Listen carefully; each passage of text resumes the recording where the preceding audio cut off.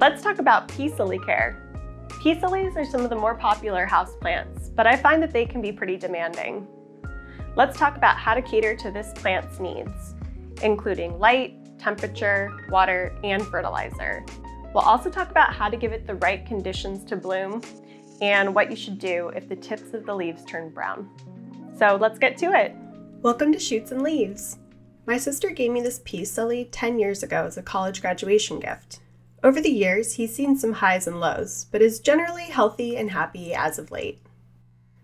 These plants prefer diffused indirect sunlight. If it gets direct sunlight, then the leaves will scorch.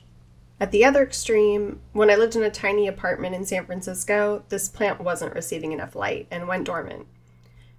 Peace lilies are like us in that they're most comfortable in a room that's 65 to 80 degrees, but they can also withstand cooler and warmer temperatures.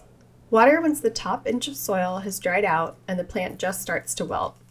It will bounce right back as soon as it's had a good drink. Peace lilies like to be fertilized frequently while they grow in the spring and summer. It's late March in Northern California, and you can see that this plant has already started to send out new leaves. I use an all-purpose 24-8-16 plant food for most of my houseplants.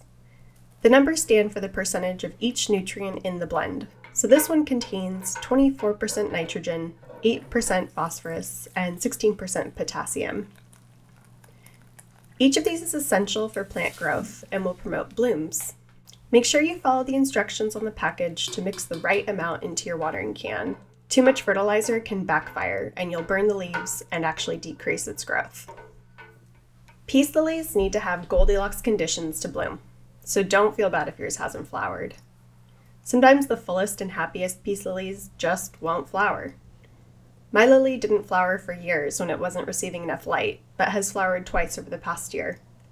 It had 2 blooms a couple months ago, and once they turned brown, I trimmed them back so the plant can send its energy to making new leaves like this one.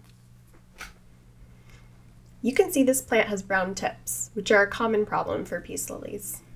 Overwatering, underwatering, too much fertilizer, or low humidity can cause this.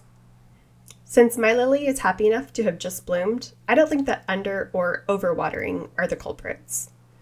It's been really cold here this past winter, and the heater has been running every day, which dries out the air, so I'm guessing that this lily wants more humidity.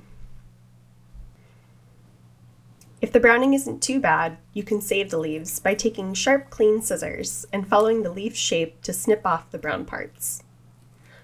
I like to clean the scissor blades with rubbing alcohol first so that I don't accidentally transfer any diseases from one plant to another.